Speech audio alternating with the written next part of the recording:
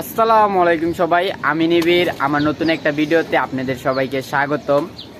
মূলত আজকে আমরা যাচ্ছি টঙ্গী বাজার আমাদের ছাদের জন্য কিছু গাছ আনতে।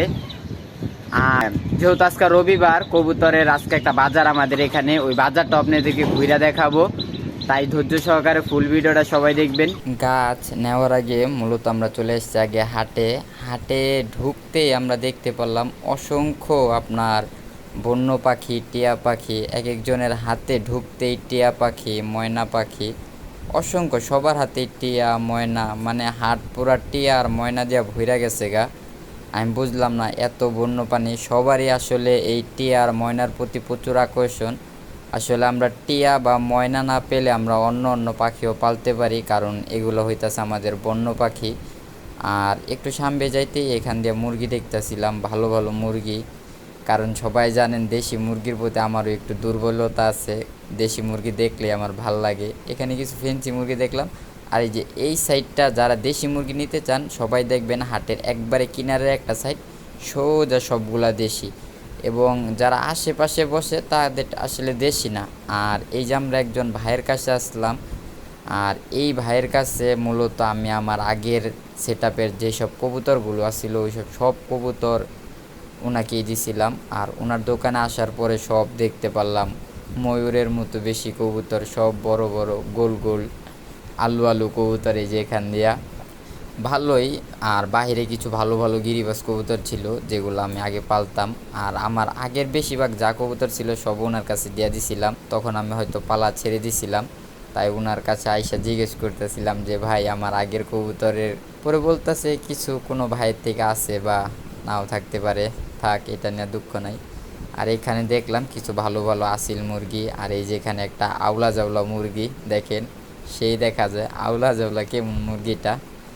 আর এখানে কিছু তিথির মুরগির বাচ্চা দেখলাম, ভালোই এগুলা। আর ওইখানে দেখলে বললাম সবাই বইসে একটা কবুতর কি জানি দেখতেছে, পরে দেখলাম ভালোই গিরিবাজ কবুতর এখানে কিছু একবারে নিচে রাখছে, তাই সবাই বইসে বইসে দেখতেছে। আসলে যারা কবুতর পালে তারাই কবুতর নেওয়ার সময় কি একটা ইয়া করে।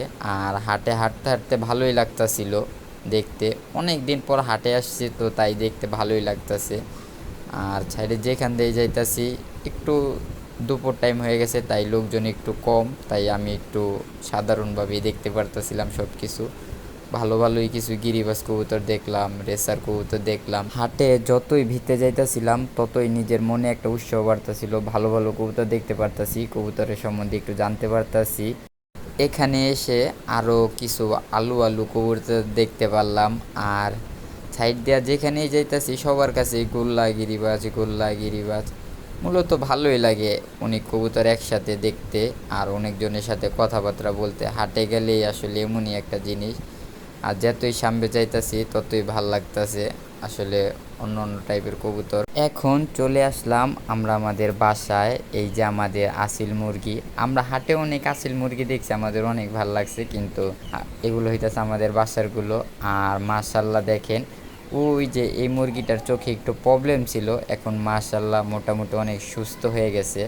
আগের একটা ভিডিওতে দেখাইছিলাম যে এই মুরগিটার অনেক প্রবলেম। আর এই মুরগিটা দেখেন খাবার খাইয়া ওর পশম না থাকার কারণে খাবার খাওয়ার পরে ওর একদম পেটটা ইয়ে হয়ে গেছে।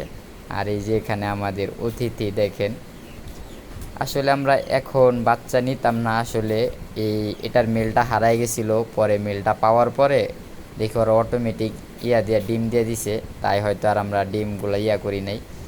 পরে মাশাল্লাহ আগের বার ওদের ডিম নষ্ট হয়ে গেছিলো পানিতে, তাই এবারকে আমরা 3টা টপ দিছি জানি পানি ওদেরকে ছুঁতে না পারে। দেখাই ওদের বাচ্চা, আগের ভিডিওতে একটা দেখাইছিলাম, এই ভিডিওতে 2টা দেখাইতাছি। মাশাল্লাহ ভালোই লাগতাছে, 2টা বাচ্চা এক সাইজের। আর হাট থেকে আমরা কোনো গাছ আনতে পারি নাই, কারণ একটাই যে হাট থেকে আমরা একজনের বাসায় গেছিলাম। আপনারা সবাই জানেন যে আমাদের কিছু কবুতর উড়ানোর কথা, আমাদের ধাফরি না থাকার কারণে আমরা কবুতরগুলো উড়াইতে পারতাছি না। আর এই কারণেই হাট থেকে আমাদের এক ভাইয়ের সাথে পরিচয় হলো, উনার বাসায় নাকি ধাপড়ি আছে, উনি আর কবুতর পালবে না, তাই উনার বাসায় গেলাম, উনার ধাপড়িগুলা দেখলাম, আমাদের অনেক ভাল লাগছে। এই কারণেই আমরা গাছগুলা আর আনতে পারি নাই।